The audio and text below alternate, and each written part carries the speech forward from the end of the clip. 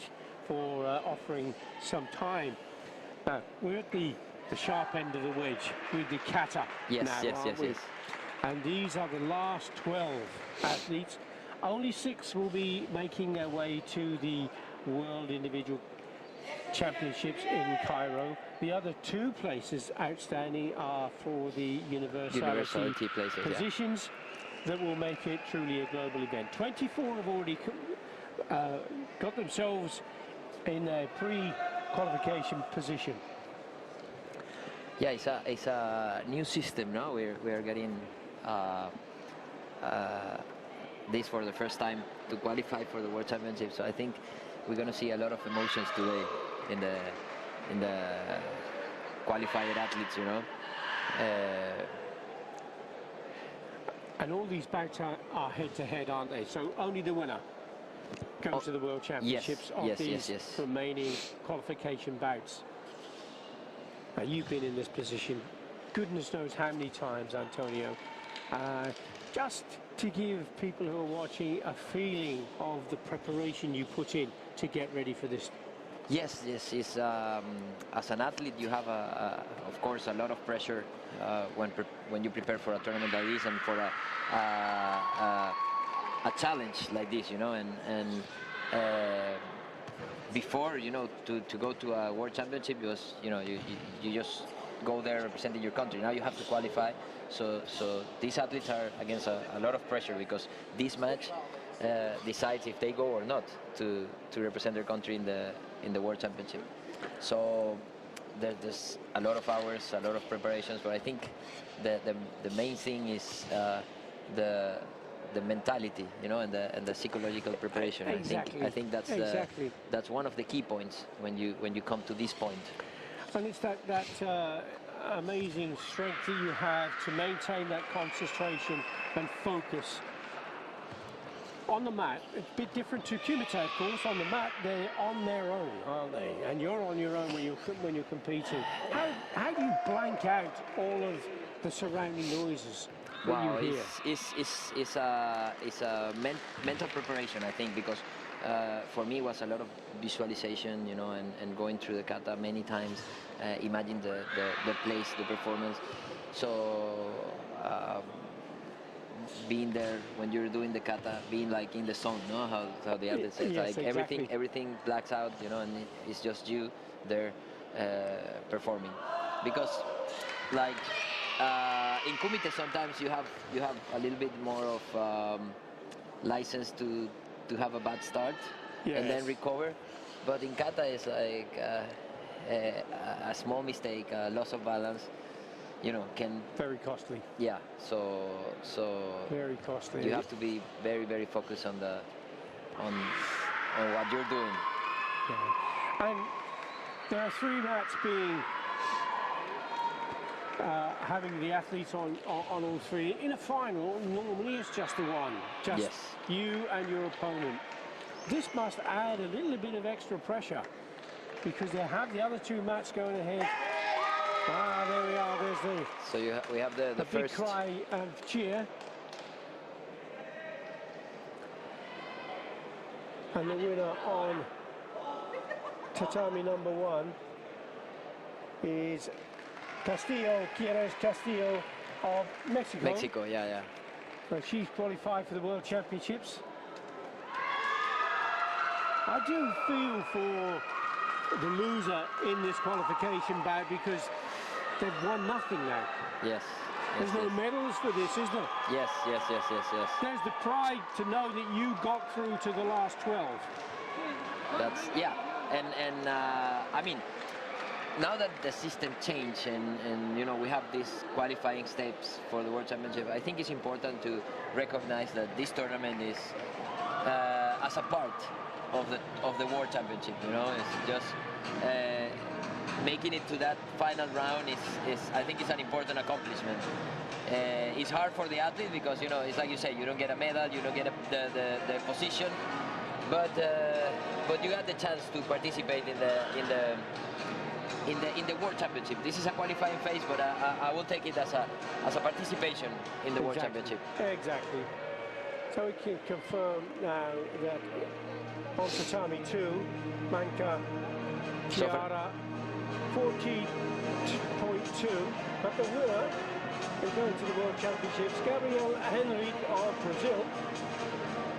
On Tatami number 3,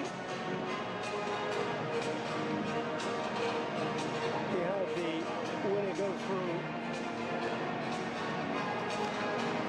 So we have Brazil, Mexico, yes. Slovakia. Brazil, Mexico, that's right. Next fighters, combatants, suivants.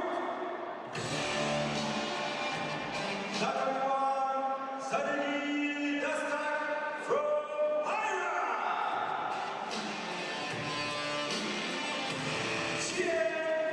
From Chinese Taipei.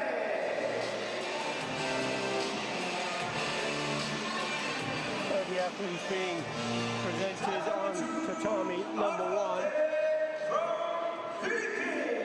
Sana Dastik from the Islamic Republic of Iran will be up against Tien of Chinese Taipei.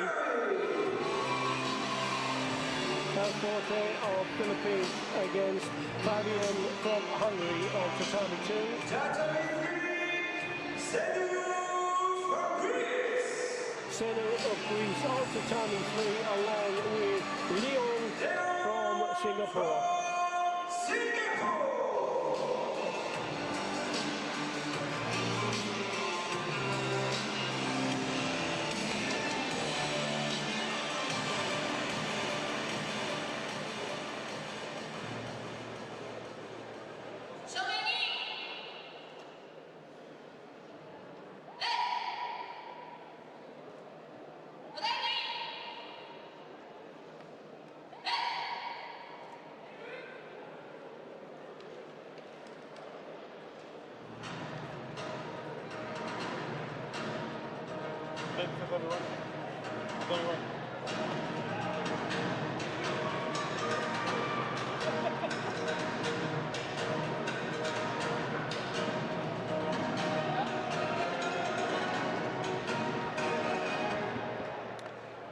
Your favorite kata, Antonio, which did you prefer? Wow, it's always hard to say a favorite kata, but I have to say Super Impe. You know, I think it was the one that gave me most of the satisfactions in the finals.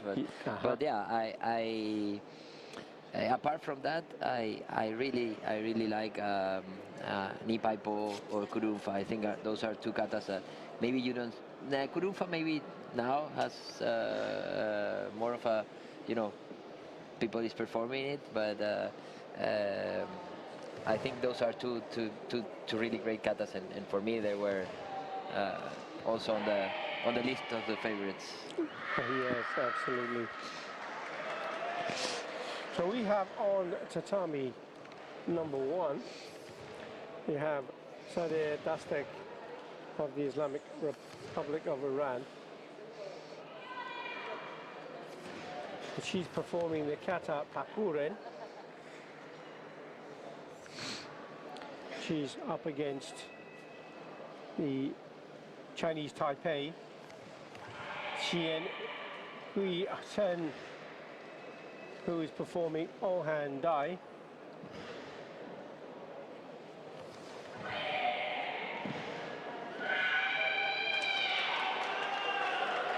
On Tatami number 2, from the Philippines, we have Sakura Forte. Alan Dai is her kata. But she's up against Hungary, yes. Zita Fabian Cheng with the kata performance of Chatnyara Kushanku.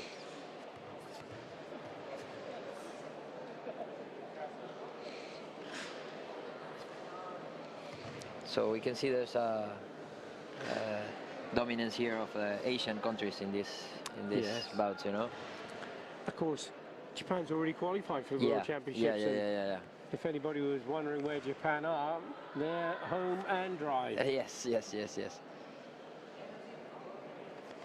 I think maybe the only country that already has all the categories qualified. All qualified. Yeah, with Egypt, no, who is the local. Yes. Yes, of course. With Egypt, yeah, Egypt, the host country, gets one spot per category. Per category, yeah.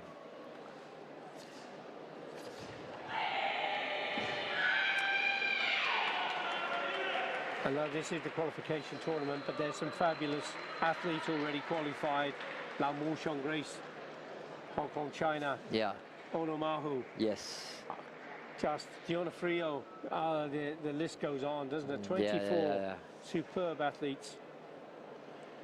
So your opinion, I mean, when you were competing now, Antonio, you were, it was the other format. Yes. It wasn't a round robin. What are your views? You're on the athletes commission for the WKF, and you have a voice for athletes. What is your opinion of the way that the WKF has changed the format? I think that the opportunity to have the round robin system is good for athletes because it gives you more chance to perform. Of course, you have to prepare better, you know, in a physical way also. But I like the idea of having a round robin or more matches to do a competition, you know. Yes. So on Tatami 1, a great score for Fatima Sarayadastek, 40.3 she scored. On Tatami 2, Sakura Elforte, 39.8. And on Tatami number 3, we have Akchontia Senu, 39 points. So they're the target scores that the athletes wearing the blue have to try to beat. And once again, Antonio, the system when you were competing was the flags. Yes. And the majority, 5 judges, and the majority of flags would give you the win. Yeah, we have been through a lot of changes in the kata rules. Actually, right now we were working on a new project of a new set of rules to be implemented in the start of the next year. But I think the idea of having the points is a good feedback for the athletes, and at least, you know, give you something to understand a little bit the way the referees are judging you, you know. Yes, there's some feedback because with the flags it was either red or blue. Yes. But you had no idea why the judge went for red or for blue. Obviously the judges have the criteria that they have to follow, and the closer the athlete meets that criteria, the greater chance they have of winning with the flag system. But it doesn't really give information to the athlete as to just how close they were. Yes. So yeah, so right now the system will be like a little bit of a mix format, having points, but you know, the majority of judges being the factor to decide who is the winner. So we have Iran, no? Yeah. On Tatami number 1, we can see now that Fatima Sarayadastek of the Islamic Republic of Iran, with that score of 40.3, is qualified for the individual world championships in Cairo, Egypt. And her opponent, obviously despondent. The winner is being announced now on Tatami number 2, and it is Sakura Alforte with a score of 39.8. And on Tatami number 3, the winner, that is from Singapore, Leon Wei Yi Shannon.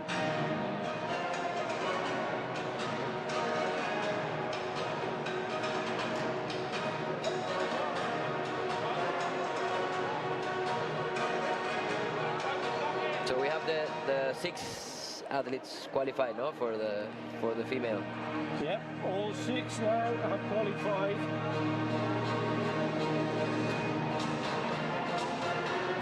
In the female kata. And there's a presentation later in the program for all of those 6 to be presented.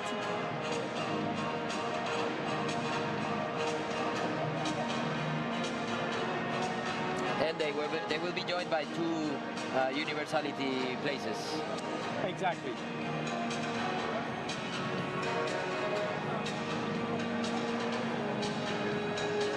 But I think it's important to say that the universality places come from athletes that they compete here in Paris. I understand. Yes. Yes, yes. Oh yes, they have to compete. Yes, yes. They're not just given a free ticket. And that universality is to make sure that all 5 continents are represented, isn't it? Yes. Qualification, boots, Lekova, qualificative, kata, home, main, kata. Tatami, hailing from Hong Kong. Harrison from India.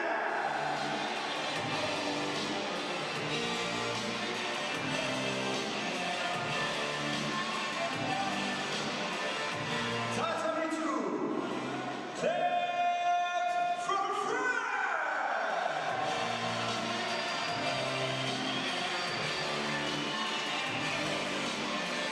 Michael from WKF.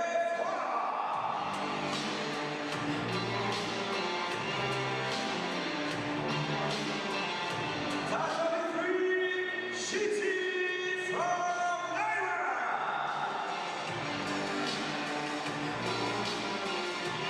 Suga from Slovenia.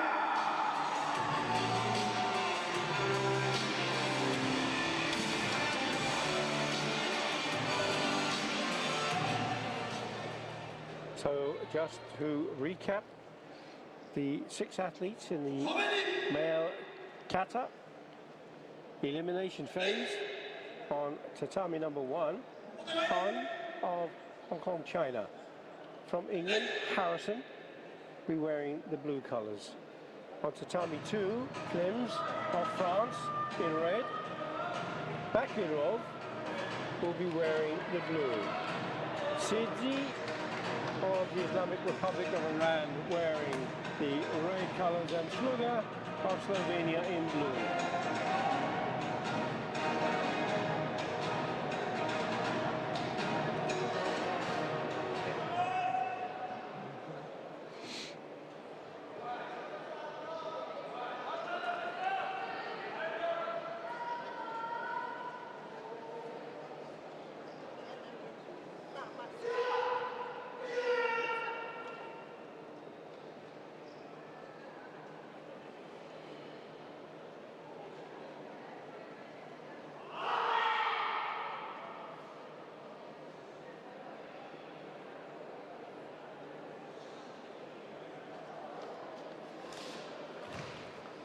So the choices of kata for Hyung is Chibana no Koshanku, and for Harrison is Suparente. That's the kata that you said that you really enjoyed performing in the finals. Yes, yes, yes. Take so many of those 8 wonderful medals at world level. Yeah. Clems is performing Papuren, and that's on tatami number 2, along with Bekirov, whose kata choice is Onsu. On tatami 3, Shidzi will be performing Onsu. and his opponent, Sluga from Slovenia, Sanse.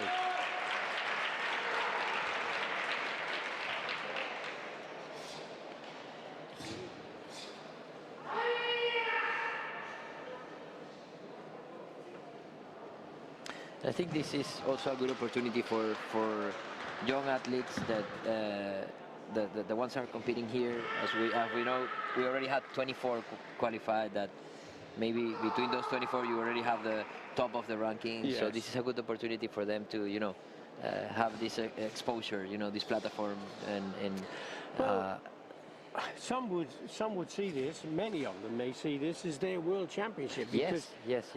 some of the less popular nations, they're not getting wins as frequently. They know that perhaps they're not going to make it to Egypt, but this is the place that they're going to excel. So this could well be at least, but they are part of the world championship there because of the phases that there are. Yes. And you could argue that actually this world championships has a finals, which is the 32. Yes.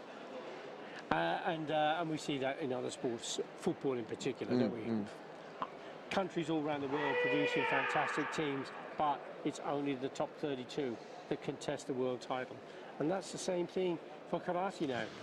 This is our Olympics, isn't it? Yes.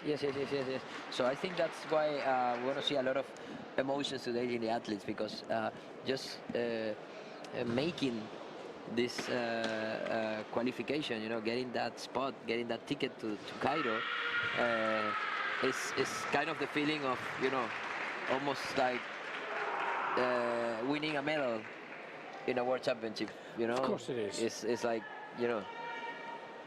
Of course it is, and to get through the round robin, that's not an easy task, is it? If there are groups of 12, or 12 groups, should I say, and only the top athlete goes through. Yes. And that's difficult enough. Then to get to the qualification phase, and it's a straight knockout. You're either in or you're out. Yes. Then that just gives you the ticket to the World Championships.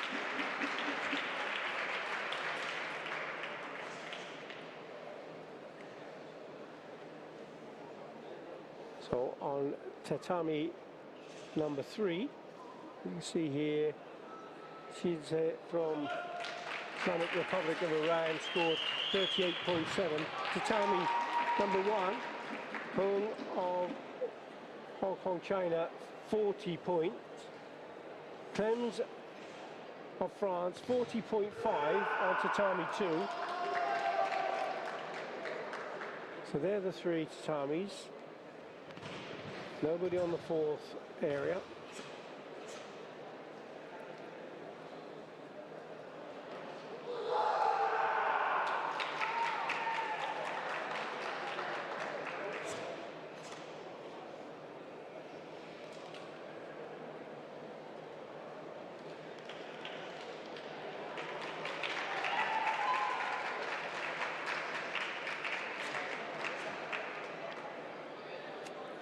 So tatami 3 is finished. Slovenia making his way off the mat just to get that score, and it's 40.5. So on tatami 3, it's Yuri Sluga of Slovenia has gone through to the world final. So the first qualified. The first to qualify in the male kata.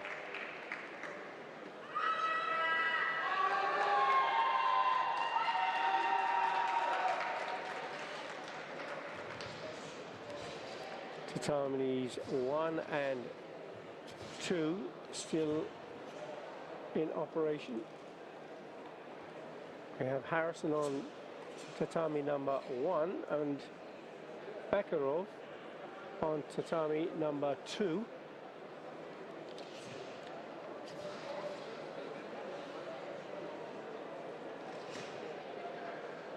There's some good scores, aren't there? 40.5, 40.5.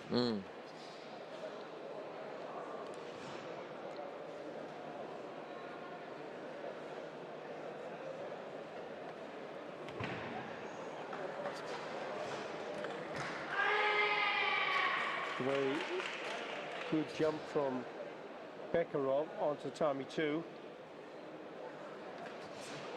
And his performance of Onsu.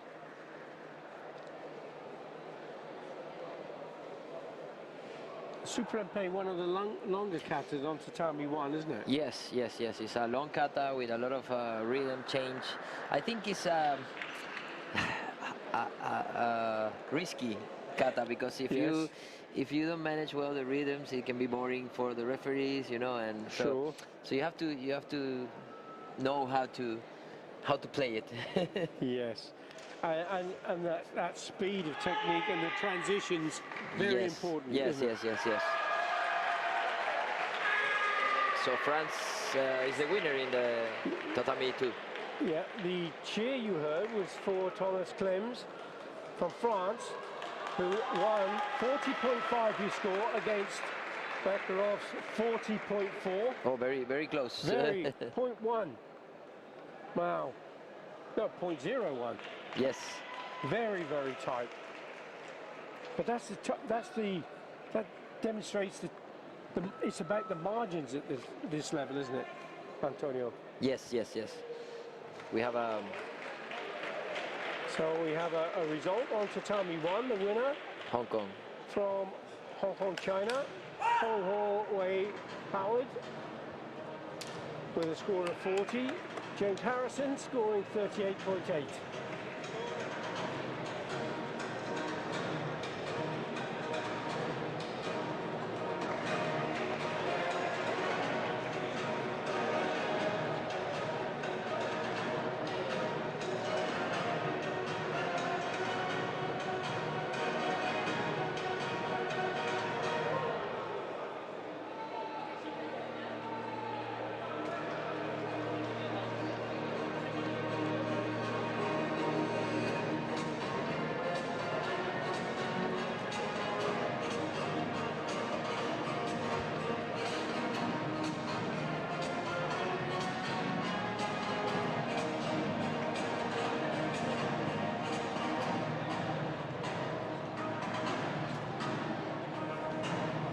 Next, fighters,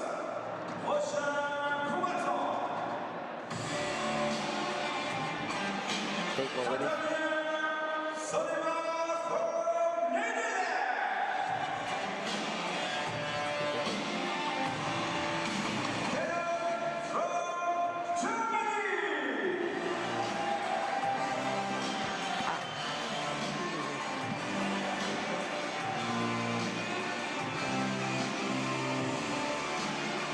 Okay, A1. Tatami 2, header from Azerbaijan.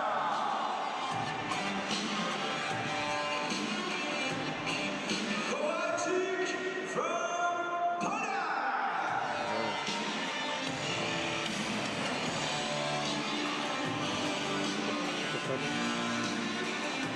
Tatami 3, shot from Thailand. Perfect. So we have From Slovakia.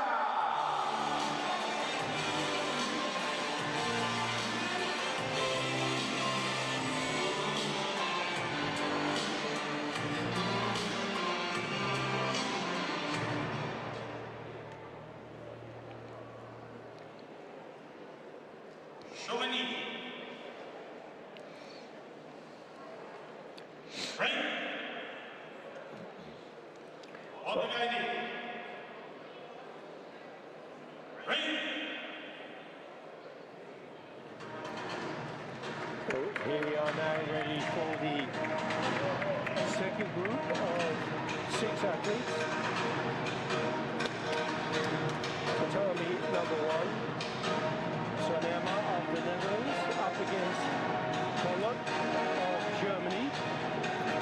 Heiderov of Azerbaijan on Tatami 2.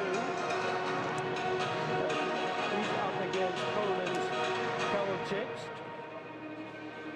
Ireland's Charles will be wearing the red colours on Tatami 3, and his opposition is Herka of Slovakia.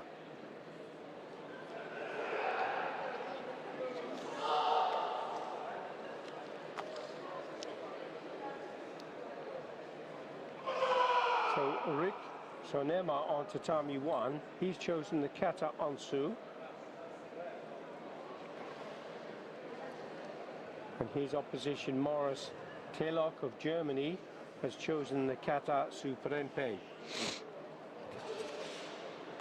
On tatami 2 is Roman Haydarov of Azerbaijan. Goji Shiho Sho, his choice of kata. And from Poland, Marcin Kowalczyk has chosen Goji Shiho Sho also. So there's a chance to have a direct comparison when those katas are performed. On tatami number 3 is Anis Kal, who's chosen the kata ansu. And his opposition, from Slovakia, Roman Hatka. His choice of kata, Chatnyara Kushaku.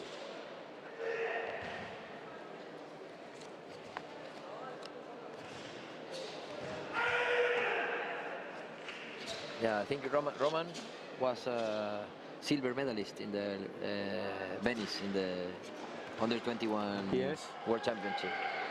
So also you can see now athletes that are coming from the inferior categories to start making their way to the. Yes, he's the 26 years of age. Roman Haydarov. The Roman Hakan from Slovakia. From Slovakia. Yeah, the other one.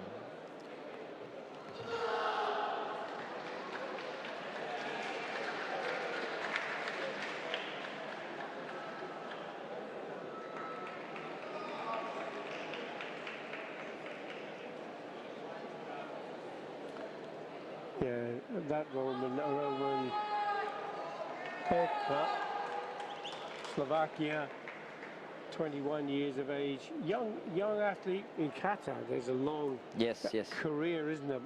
More so than Kumite. Yes.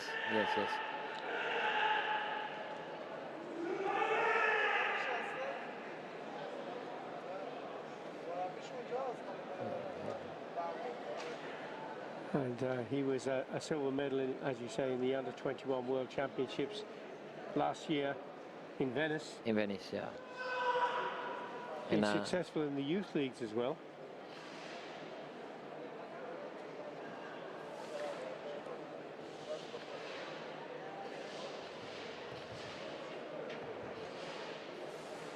So the scores at the moment on tatami number 1. Sonoma, Rick Sonoma, 38.7.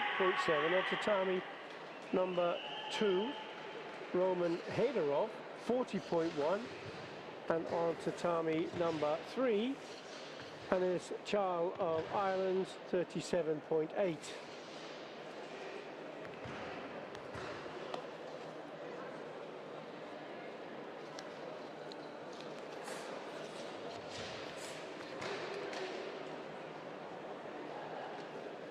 So we have another super impay with Germany. And you know, it's so for me it's strange to see Germany doing Shitoryu, Goju-ryu katas, because they always had a strong tradition for Shotokan. Yes, you know, absolutely. It's, and why do you think that is? Is it there are changes, of course. I remember having a conversation with you and also the incredible Luca Valdesi. Talking about successes and which kata, which styles, and I do recall Lucas saying that at that point he felt that there was becoming the style was being kind of softened from different influences, pulling it and making some changes, and the consistency through Shitoru was more evident.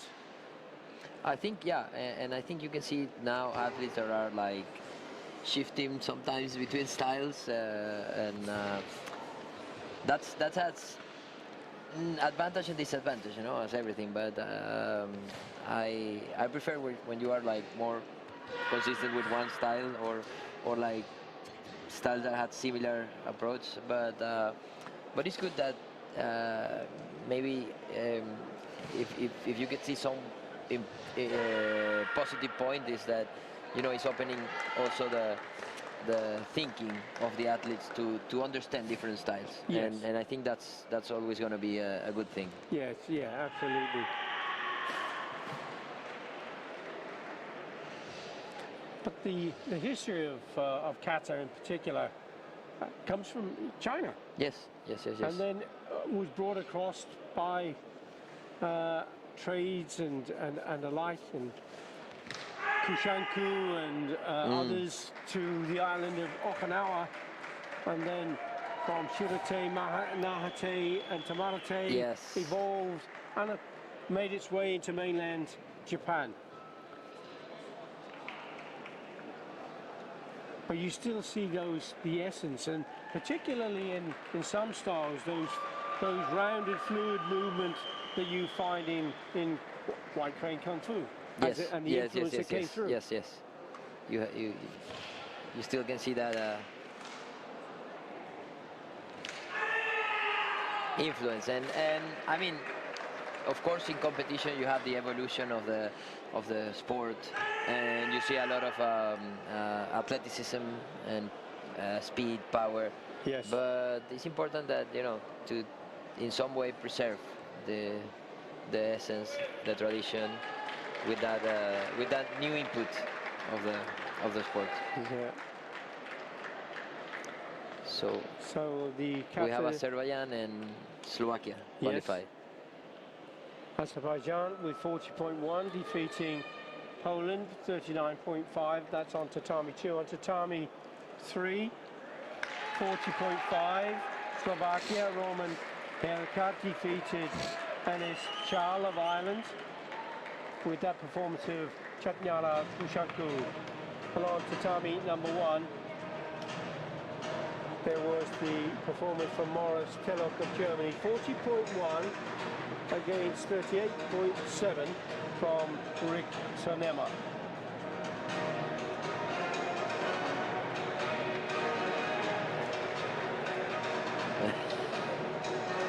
De conecta.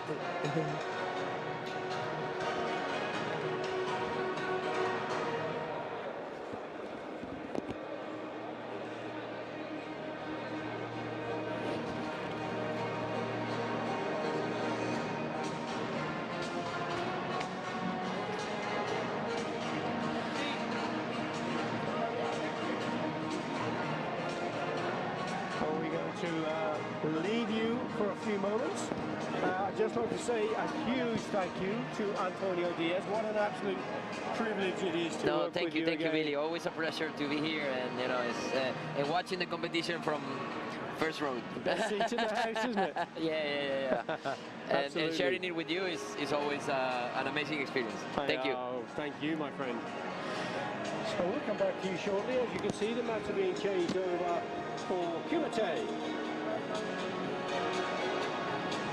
I would like Douglas to you talk to him.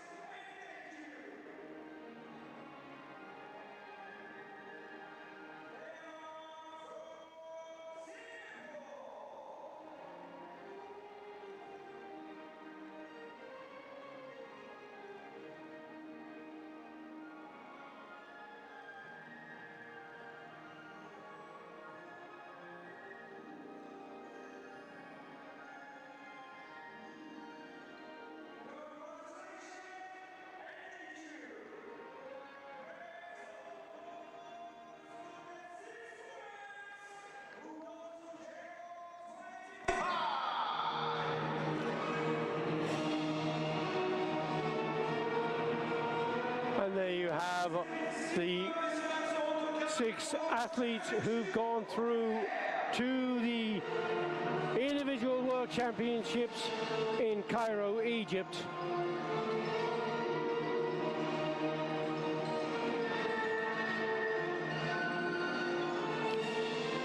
They will be joining the other 24 that have all qualified already, plus the 2 universality positions to make karate a truly global sport.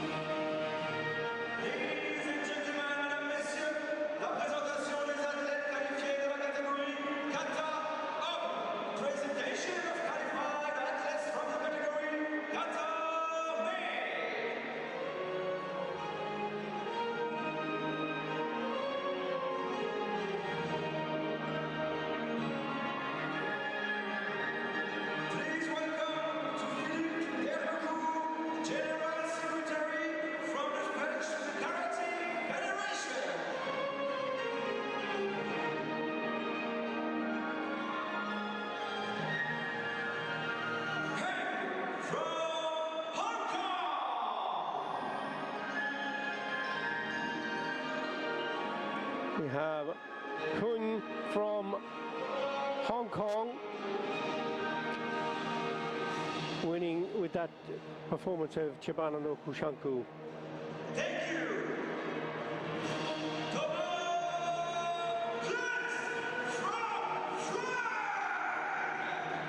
Thomas Clems of France, with his performance of Papuren, secured his position in the individual world championships.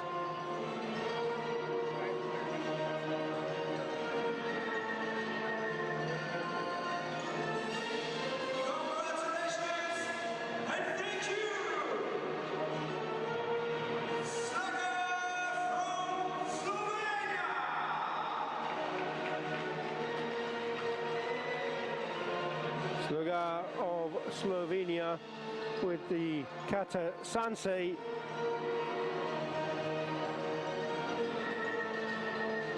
Congratulations and thank you.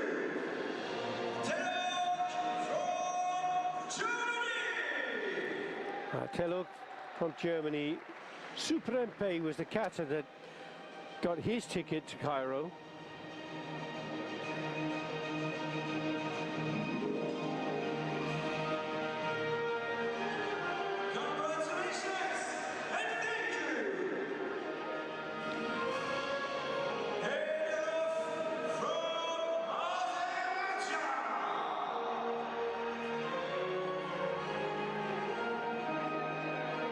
Heydorov of Azerbaijan, Goji Shihosho proved to be a little better than that of his Polish opponent.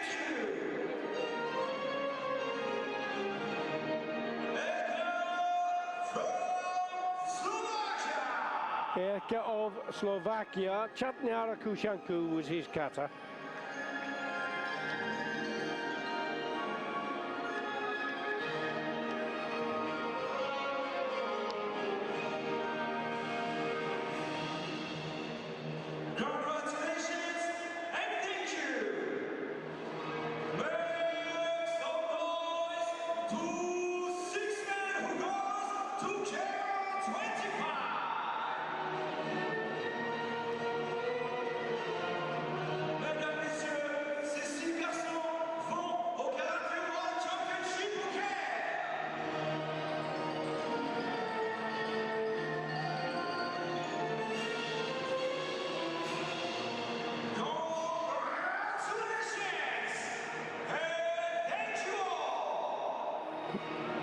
The 6 athletes in the male kata division that will now go to complete the positions in the individual World Championships in Cairo.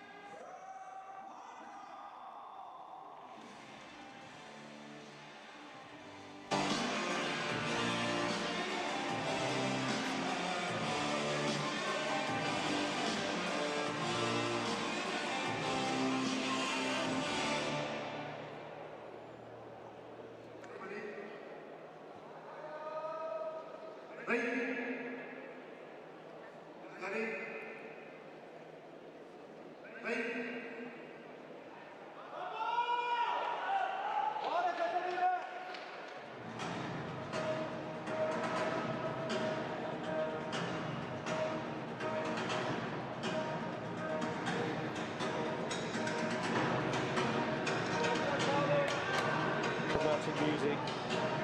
Stage is set, ready for the female minus 50 kilogram category.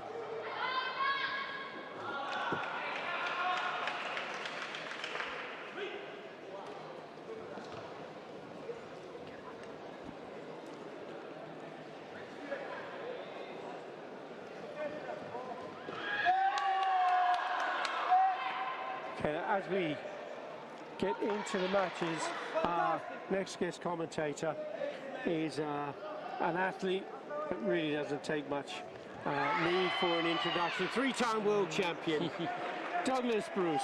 Douglas, what a great opportunity it is for me to have you sit alongside me to talk about your experiences and what you feel the changes have made in the way that competition is starting to format for the World Championships. Yes, hi Billy, hi everyone. The world fans from karate, it's a big pleasure to be here. And this is a great opportunity for the athletes to train this feeling, to be in it's kind of final, it's kind of, it's a really qualification to the world. So I think this is it's a very good feeling to the athletes. And it's like training, and for sure they are enjoying, and this is very nice and very good for karate, for the world karate. And we we've been watching the first day of the competition, the qualification tournament. Kata players, the Kata athletes, they've had their moment on the mat. The difficulty with the qualification tournament is it's like the World Championships, because in this qualification bout, the winner goes to the World Championships and the loser goes home.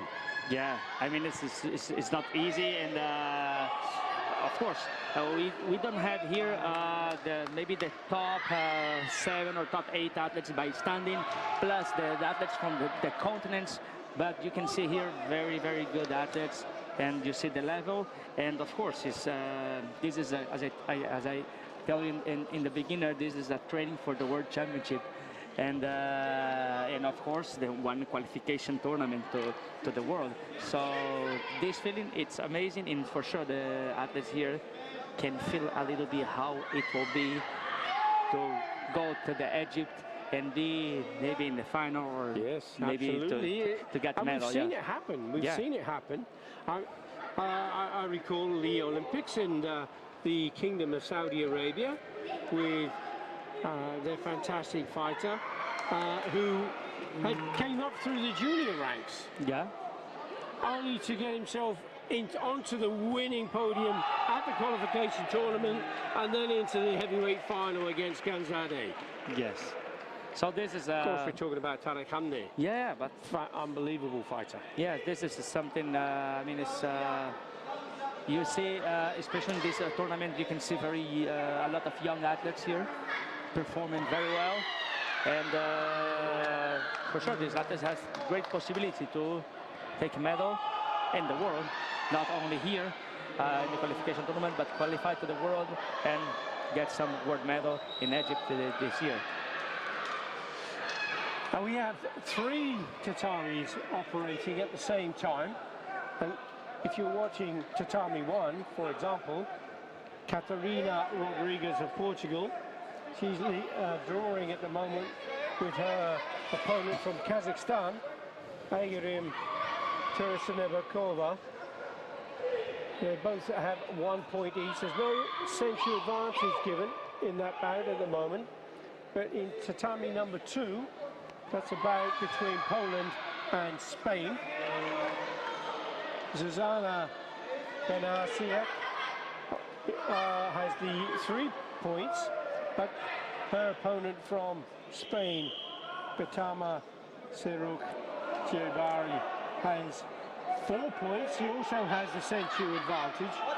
But on tatami number 3, again in the minus 50 kilogram, England Thi Thu of Vietnam is up against Hong Kong, China's Chiang Yi Ting. Now, all of these athletes have already had battles on their way through in the round-robin system and the round-robin phase. They've got into this position, and the good thing, I guess, is it's the same day. They don't have to wait a day. And they get all warmed up, and it's like the old competition days when you set brackets right through to the final, wasn't it? Yeah, this is, I mean, this, of course, this is a qualification tournament, so it's running in a schedule like that. And also, if it's good for the athletes, because they are run away and they just, you know, they are competing, they are warming up, so they just can just continue fighting. And I think this is, especially for athletes, is very good when you don't need to stop too much, because sometimes, of course, when you do the final or the medal match 2 days after the qualification pace, sometimes, you know, you become a lot of pain and tired, and we know what's happened. And but I think this format is very good, and of course it is a qualification tournament, and you see that is it working very well. Just 2 seconds on the clock in tatami 1's bout, and it is 3-3, but there is a century advantage, and that it lies with Catarina Rodrigues. 1 second left on the clock, and she's disappearing around the area as good as she can. So she has to be careful that she didn't lose the century. She was running away. But the referee's given her the benefit of the doubt, so it is Catarina Rodrigues of Portugal who goes to the World Championships. Very good.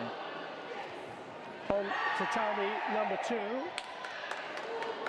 There's just 5 seconds left on that bout, and it's 4-4. Advantage lying with Spain.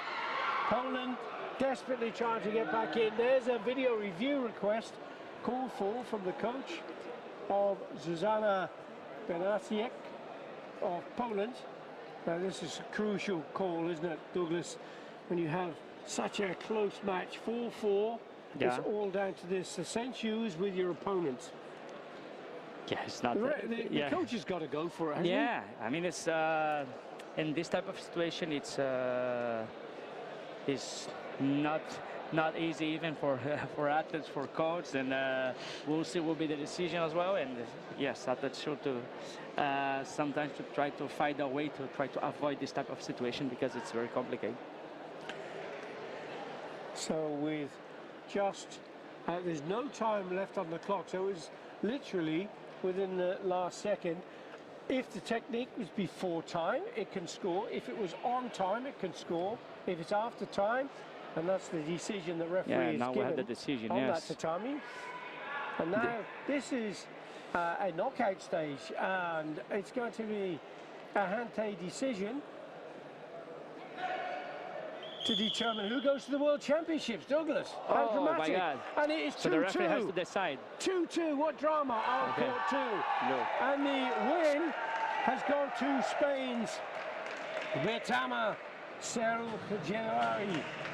My word, that doesn't get any closer than that. Yeah, it was very, very close, this match. And a Hante decision, split decision. Yes, it's because Casting vote from the referee. I tell that they had to find a way to try to avoid this type of situation because it's very complicated, this type of decision, because it's too close and both others are very good, so it's too close. So I mean, it's Aka can won, can won, but you have to try to avoid this because it's a qualification tournament. You cannot make a mistake. No, and they did not. They fought their hearts out to try to secure that spot, but there was only one, and it's gone to Spain.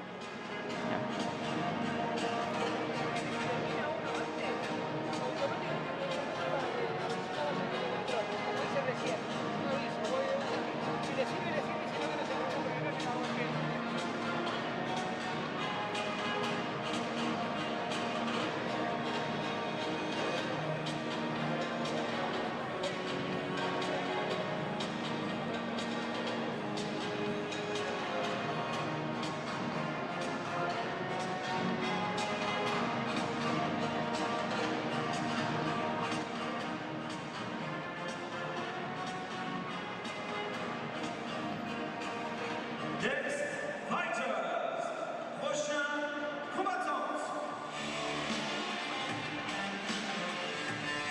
Tatami Markava from WKF2.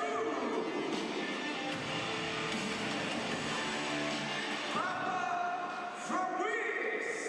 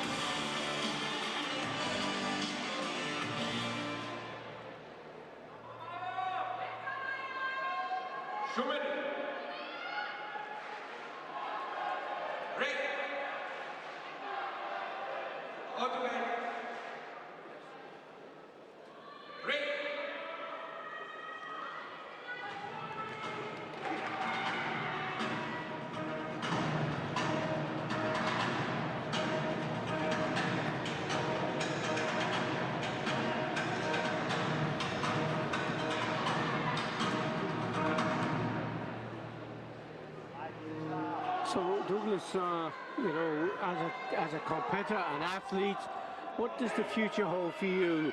Coaching, competing, I still athletes commission. yes, There's so many options for you. yeah, no, I still working very hard in the Athletes Commission.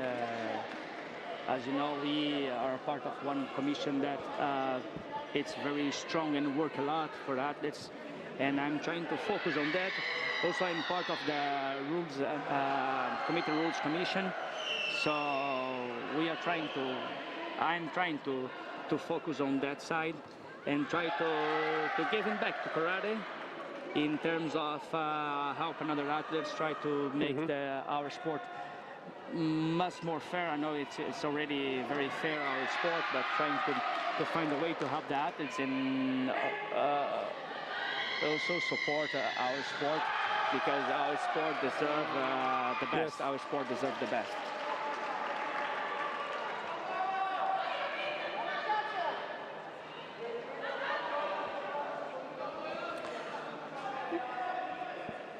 On tatami number 1, we have Uliana Marakeva, who's wearing the WKF2, an individual athlete, independent athlete. She's up against Greece in Triada Papa, Christina Triada Papa. Score is 0-0 at the moment on tatami number 2. Between Switzerland and England, we have Maya Sherera 1 point up with the century advantage against Lily Cosgrove of England. And on the tatami number 3, we have Bulgaria versus United Arab Emirates with Theodora Tsukneva 1 point up with the century advantage against Hawera Al-Jimi of the United Arab Emirates.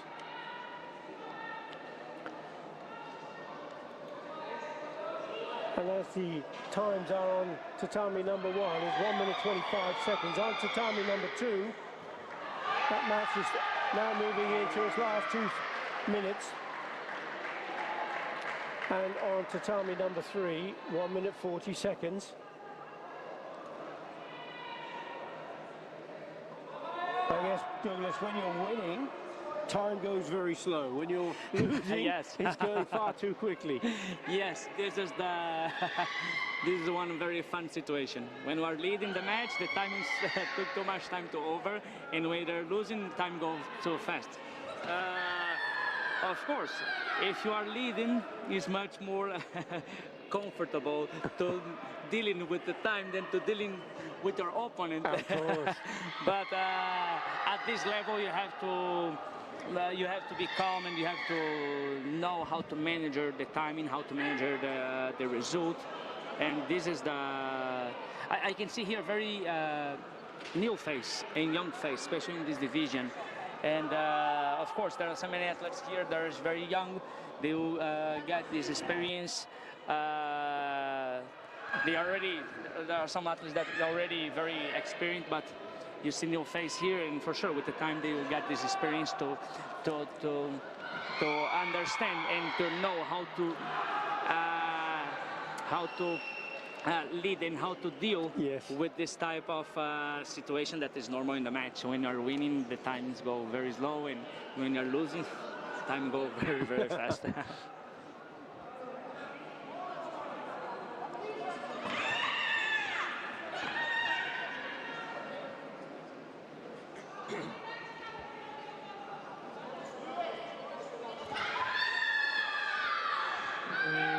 So on tatami number 1, with just 33 seconds left, we still have a point for Greece with the advantage. She's just added a second Yuko score. On tatami 2, it's 5 points to 0 for Switzerland's Maya Sherera. Tatami number 3, Theodora Tsukneva of Bulgaria is leading 2-1 against the United Arab Emirates. El Ajimi for Ra.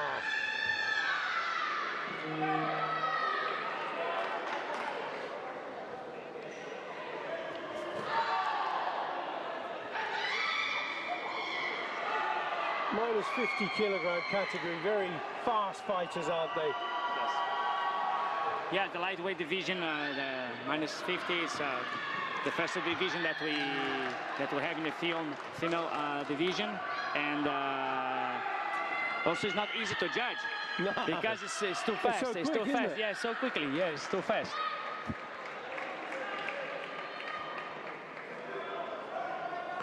And I have to make reference every time I get to sit next to you, that spectacular technique that you always pulled off.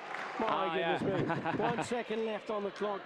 Jumping, spinning, Uramawashi. Yes. Yeah, this technical, yes. 3-point score. Incredible. Yes, this technique I think is still in the history because it was something different in the very specific moment. Yes. And in one Premier League, you know, in K1, so it's a very high level fight.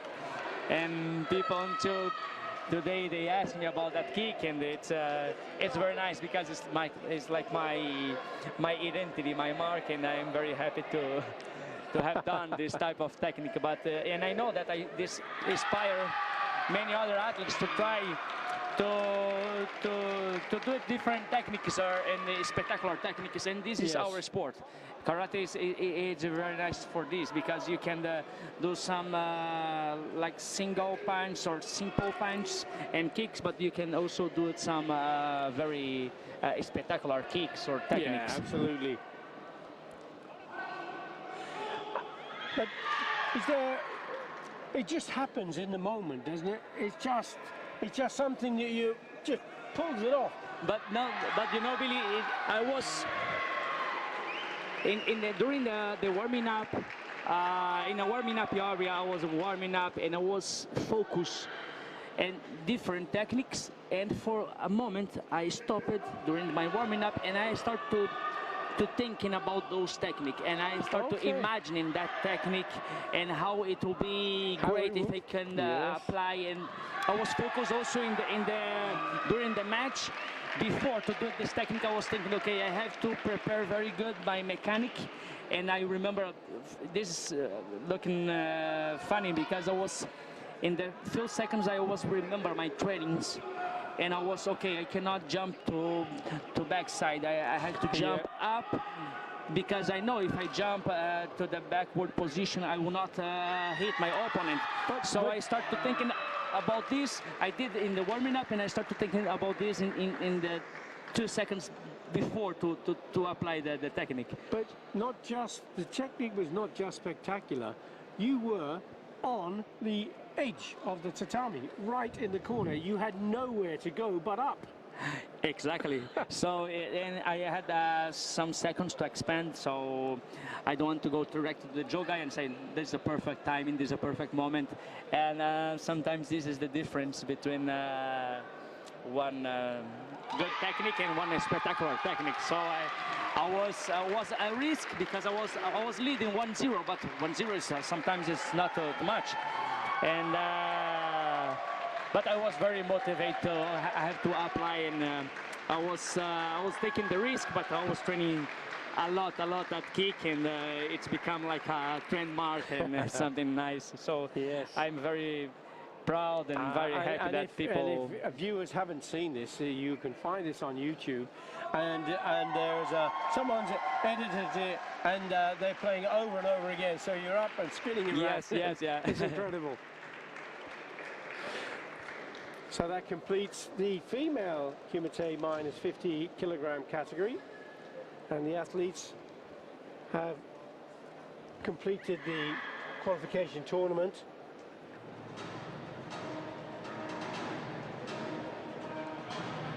We're moving on next to the male category, the minus 75 kilogram.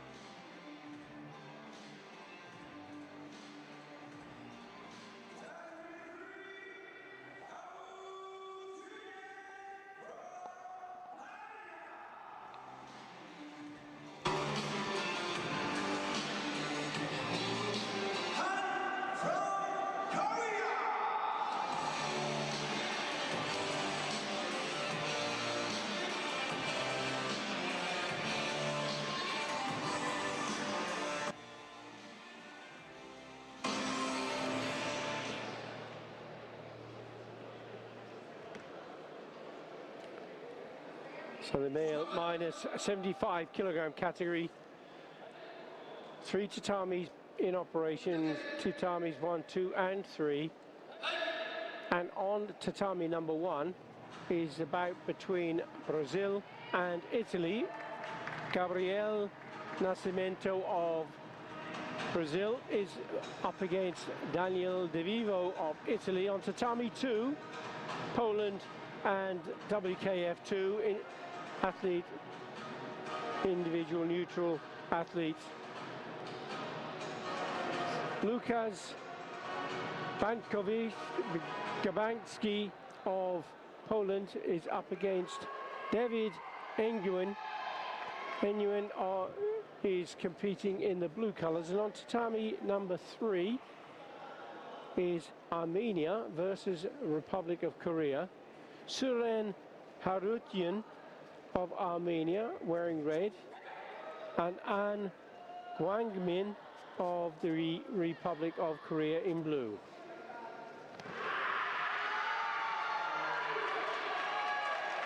So whichever of the 3 tatamis you choose from, the winner is guaranteed a place in the final 6 that will go to the World Individual Karate Championships in Cairo, Egypt.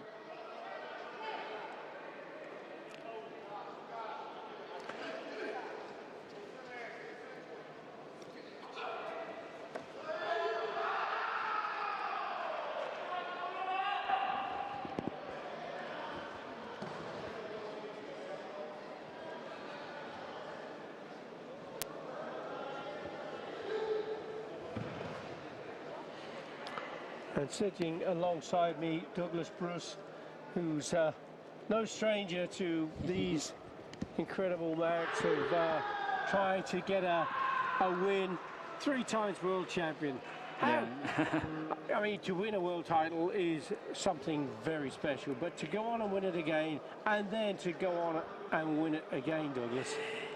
I mean, it's what I can say. It's a great sensation, and I mean, I have 4 world finals in Paris. I did the final as well. I lost that final in 2012 here. So this, but it's yeah. was this Paris-Bercy? Yeah, Paris-Bercy was one for me. There? Yes, I was. I mean, I lost that match, that final, but for me was one of my most impressive world championship every time. And you know, to be part of that history for me, even without the gold, I was very, very glad for that. And of course, instead of that, beside of that, I also got 3 more golds, one bronze in Tokyo. So it's 5 world medals. So it's I think it's a great achievement. I think not yet. An unbelievable achievement. 3 gold though, and then Paris-Bercy, as you say, was a very, very special event. 16,000 people in the audience. Was quite, I remember, I can feel the feeling right now. It was crazy, the crowd and the people, and you know, I remember the people cheering for me, and this was amazing. You know, this was one of the great sensations that I had in karate. Absolutely, it was wonderful. I started off the competition as a referee and finished up as a commentator. I remember that incredibly well in Paris-Bercy, but it was an exceptional competition, competition. So well managed, and the French are so passionate about karate, aren't they? Yes, I remember that a lot of kids, a lot of public there, and they are very engaged with karate, and this is and very respectful, aren't they? Yes. The knowledge. The French public are so knowledgeable about karate. Yes.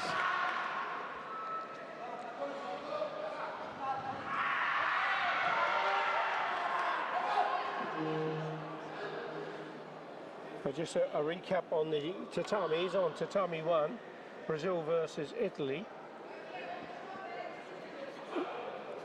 And the scores are 0 points to Brazil, 4 points to Italy, and the Sensu advantage. On tatami number 2, Poland is trailing 2 points to 0 from WKF2. And on tatami number 3 is a 2-1 lead with Harutyun of Armenia against the Republic of Korea's An Gwangmin, who has the central advantage.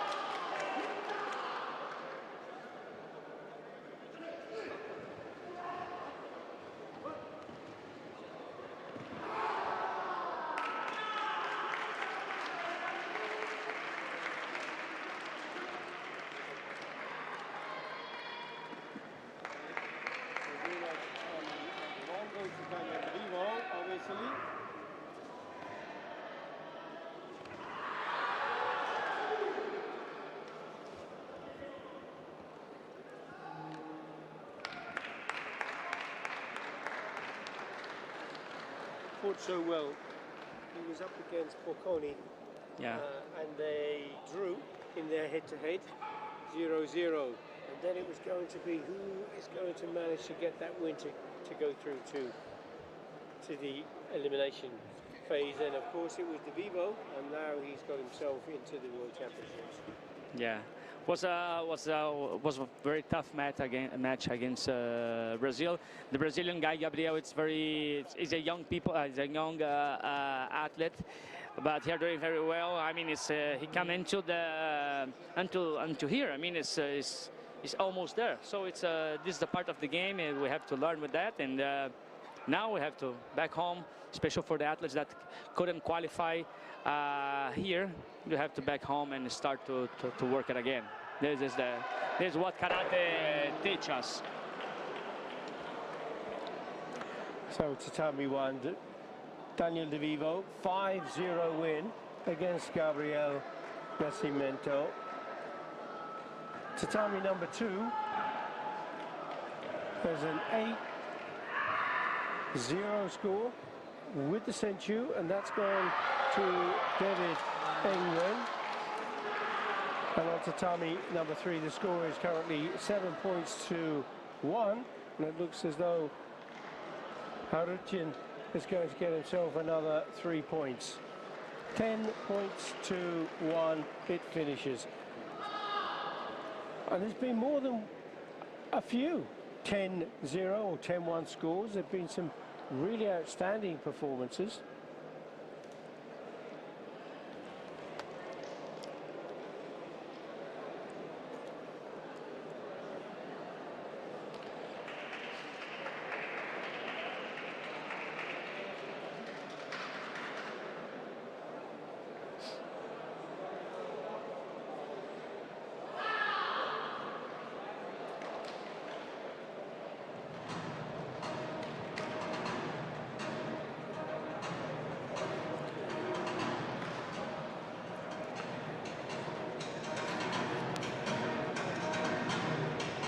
To our last 3 matches. All 3 tatamis again. Tatami 1, 2 and 3 will be operated.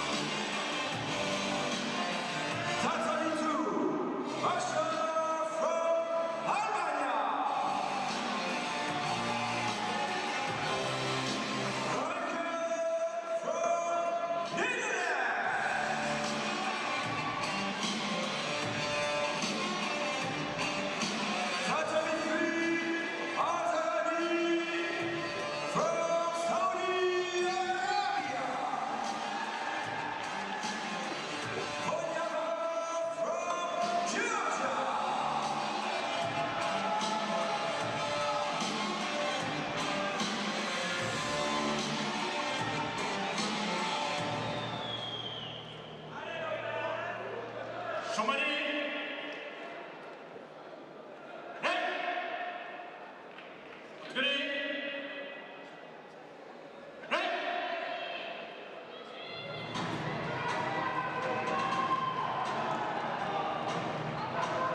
Here we go for the final 3 places in the minus 75 kilogram on tatami number 1. A match between the Dominican Republic and Angola. Dominican Republic represented by Antonio Herrera Carlos, and for Angola, Nario Lopez. Tatami number 2, Albania versus the Netherlands. Albania represented by Bekim Bashar, and the Netherlands, Ricardo Franken. Tatami number 3, Kingdom of Saudi Arabia against Georgia. Kingdom of Saudi Arabia has Sultan Al-Zarani and Georgia, Veliko Poniva.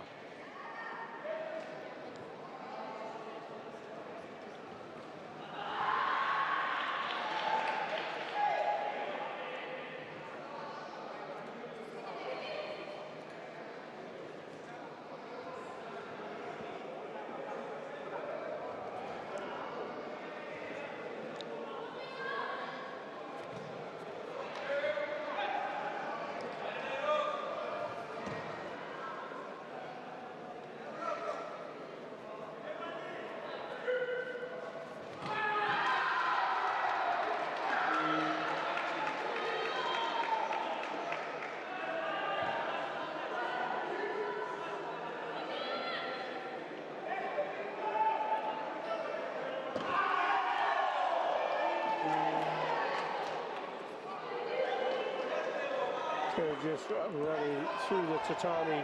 Tatami 1, Angola leading 1-0 with Lopez. We also have the century. Tatami number 2, it is 1-0 lead with Franken. And on tatami number 3, at 0-0 scores, we come up to the halfway stage.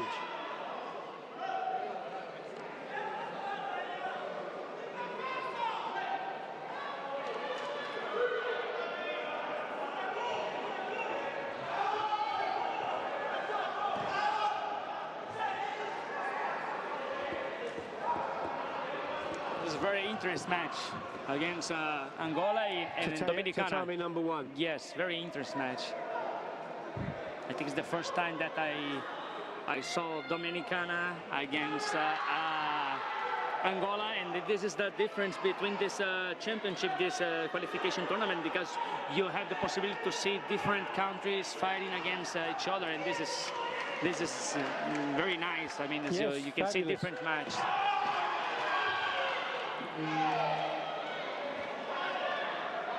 So South America against Africa, and it's Angola that has got 2 points on the board. There's 1 point scored now for the Dominican Republic, but Nario Lopez on tatami 1 for Angola has the century advantage also, as they are just over the halfway stage. There's a warning going to Lopez. Tatami number 2, it's a 2-0 lead that Franken has for the Netherlands. Yes, of course, the century to go with it. On tatami number 3, it's still 0-0 and all to play for with 33 seconds to go between the Kingdom of Saudi Arabia and Georgia.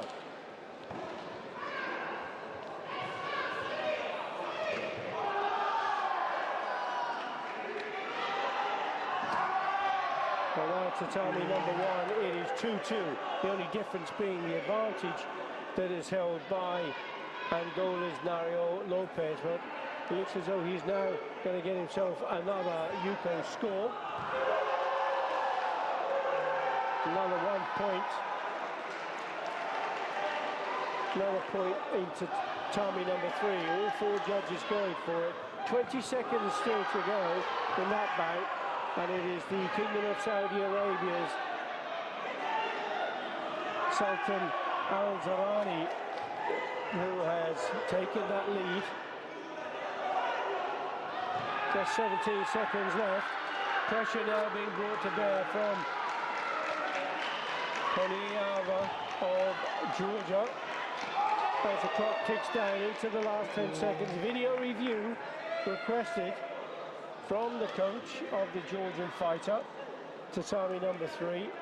Tatami number 1, video review also. This is for the Dominican Republic's fighter, Antonio Herrera Carlos. He trails by 1 Yuko, and there is a century advantage held by Naria Lopez of Angola. 31 seconds still on the clock. The important call for the video review to see how that might go ahead.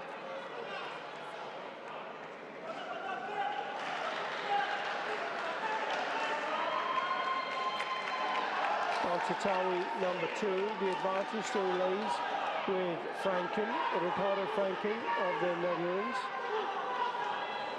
Video review has been rejected on tatami number 1.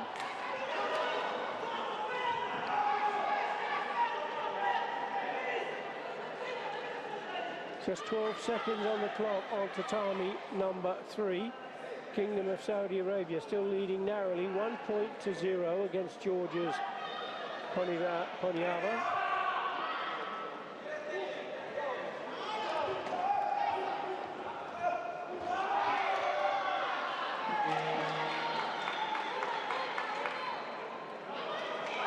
Tatami number 1 now is 3 points all with just 7 seconds to go.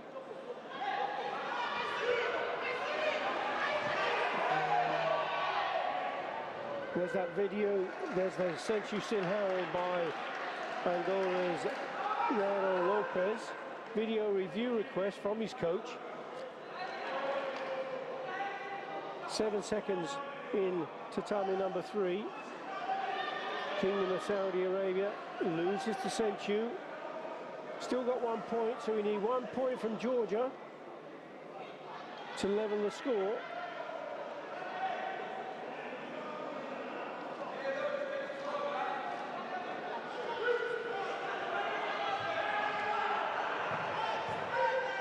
Tatami number 2 has finished, and the win went to Ricardo Franken of the Netherlands.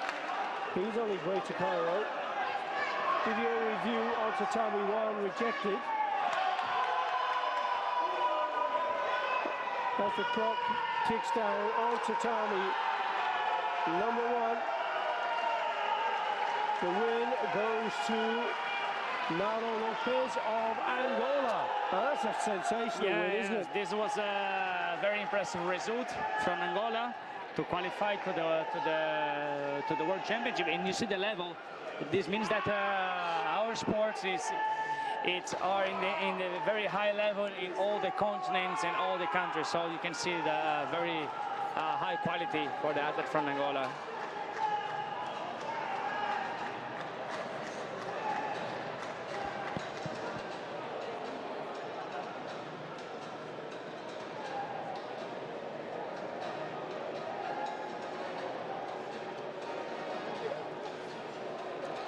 Wow, some sensational karate there, Douglas. Yeah. So, is this the way forward? Are you happy with what we've seen? Yes, I'm very happy. This tournament, one more time, this tournament, it's we know this is a qualification tournament, but this is bring value to our sport. This is give to the athletes the opportunity to feel this, this a little sensation from what will be the world in Egypt, so they can feel a little bit what it is, and for sure they will be athletes who's already qualified.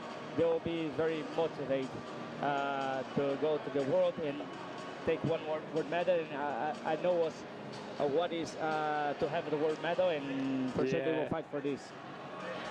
Sensational, sensational. Of course, they still have to go to the podium and be confirmed in those 6 places. And that is going to be an important moment for them as well. But we still have 2 days of karate, Douglas. Yeah, we still have 2 days. But today was we see that athletes are fighting very, very hard for this spot for the world. And one more time, this is perfect and this is very good for our sport. Any big surprises for you? We see a lot of new faces here, but I think Angola, the last one that I had the possibility to see because we are leading with 3 matches at the same time, but I think this was a good surprise to me. Is this the first time that we've seen somebody from Angola? Certainly with this new format, it must be. But in general terms, the World Championships, okay, let's not get ahead of ourselves. He's in the last 32. Yes, exactly. But that is the finals of the World Championships, the final phase. Yeah, what we can say is that he are in the top 32 athletes in the world. Huh.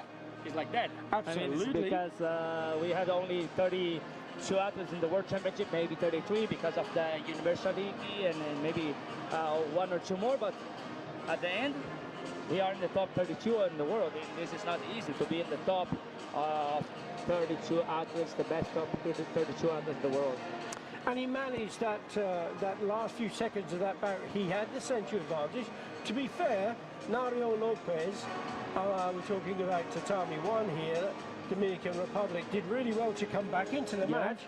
But the way that Nario Lopez, Herrera, Carlos Antonio Herrera, came back into the match for the Dominican Republic. Nario Lopez managed that well, didn't he? He did a very good job, and now he deserved this spot, and now it's to be ready to the world. Kumite, under 50 kilo.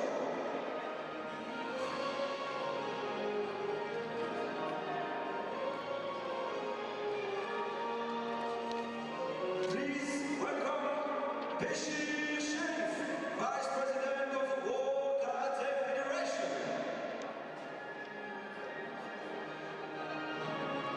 Rodriguez from Portugal.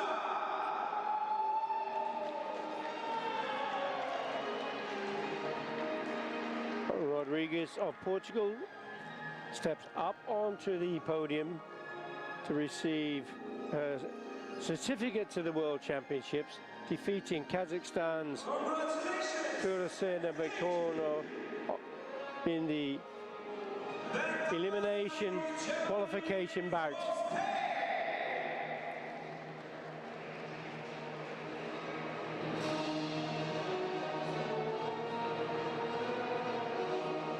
Spain's Batama Siruk takes the podium.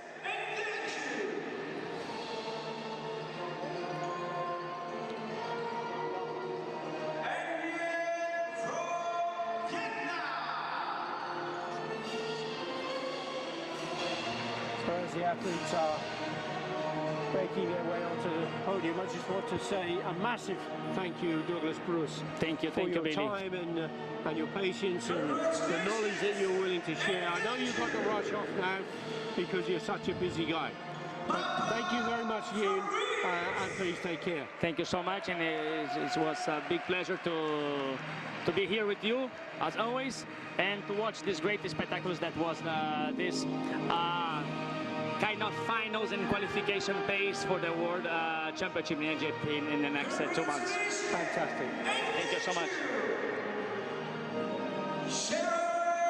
From Switzerland.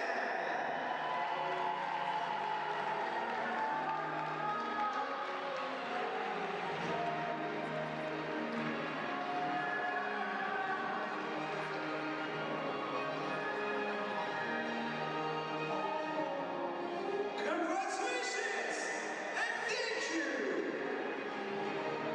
Zanzibar from Bulgaria.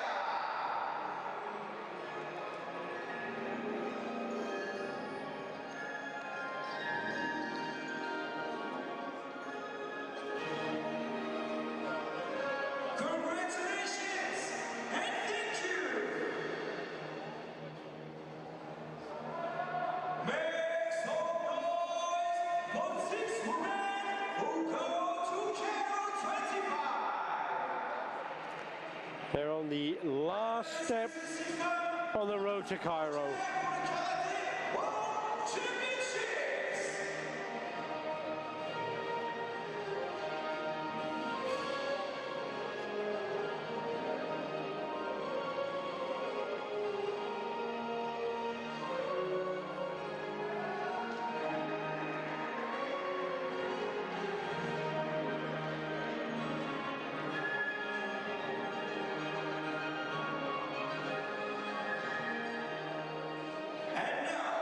Presentation of qualified athletes from the category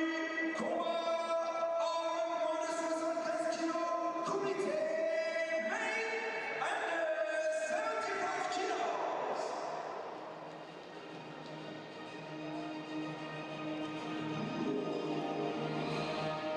Please welcome Frédéric César, Vice President of the French Karate Federation.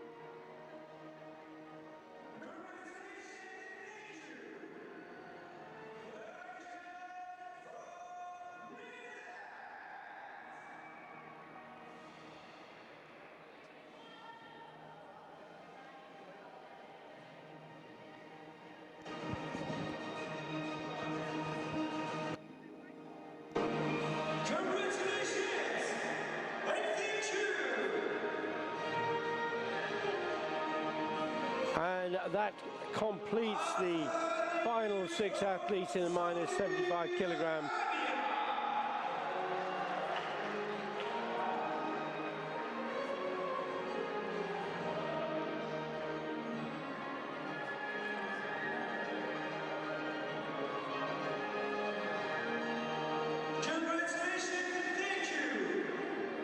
And just one last chance for all 6 athletes to get onto the podium for the all-important photographs.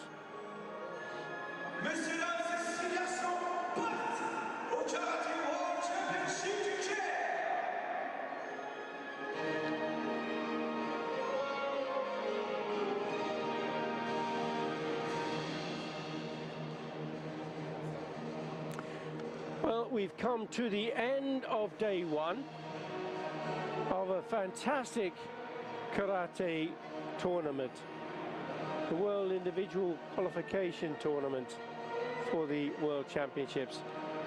We've got 2 more days to go, so please make sure that you join us again tomorrow for day 2, and we'll be looking at another fantastic day of karate on the road to Cairo.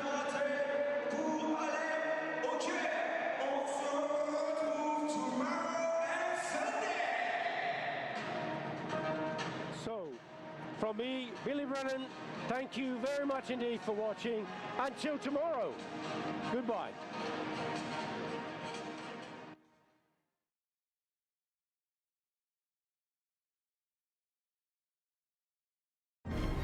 In life, you have only one question. Is it worth fighting for it or not?